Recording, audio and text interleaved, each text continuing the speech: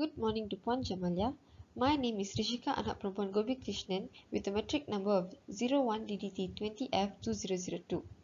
I am from class DDT S3 and today I'll be presenting on the control structure on selection. So now let's start with if statement. So as you can see here, I've done the program and I've declared x into the data type of integer. Right after that, I've done sin x, which means the user will get to enter the value of x. And I've also make up a expression where if x equals to 100, it will give out an output of x is 100. As you can see for the output over here, it's based on the program that I've done just now. So this user entered the value of x as 100 where it obeys the expression that I've done. So therefore, it will display as x is equals to 100. While if another user entered any other value besides 100 for x, there will not be anything to be displayed because I've not done any cout for any value besides from 100. I've not done, this is just an if statement, while the one that I'm talking about, we'll look at it even detail in if else statement. Now let's move on to if else statement. As you can see here, again I've done another program based on if else statement.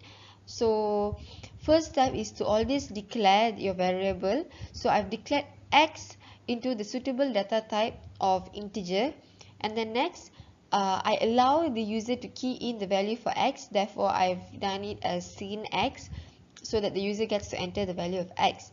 And then I've made up an expression by putting if x equals to 100, so the value that will be displayed is x is 100, where if the user enters any value besides of 100, the output that will be displayed is x is not 100.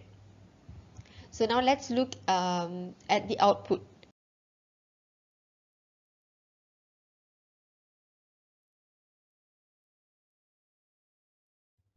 So these are the output. As what you can see is the first one is where the user obeys the expression by entering the value of x as 100. So it displays as x is 100. While the next one is else.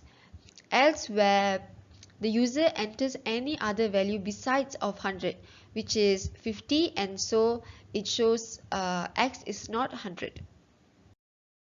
Let's now move on to multiple if statement. So for multiple if statement, we'll also have to declare first. So we declare height, and then next we'll allow the user to input their height. So we do it as sin height, and then here we can see there's 4 conditions. So the first one is when height is lesser and equals to 70, it will display as babies are not allowed. And if the height is lesser and equals to 200, it will display as children are not permitted for the roller coaster ride.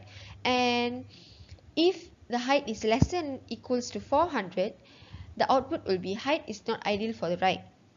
If the height is greater than and equals to 520, it will display as ideal height and you're allowed for the ride. Besides from all these conditions, if the user is about to input any other input, it will display as alien, where we are using else condition over here. So here are 4 outputs based on different kind of conditions. So other than 4 different conditions, if the user enter anything else besides those 4 conditions, it will display as alien. So first, for nested if statement, I'll declare a into the data type of integer, and then next I'll allow the user to enter the value for a, and it will display as enter value of a. Then for the condition of a lesser than 10, it will always display as a is lesser than 10. For the condition of a is greater than 10, it will display as a is greater than 10.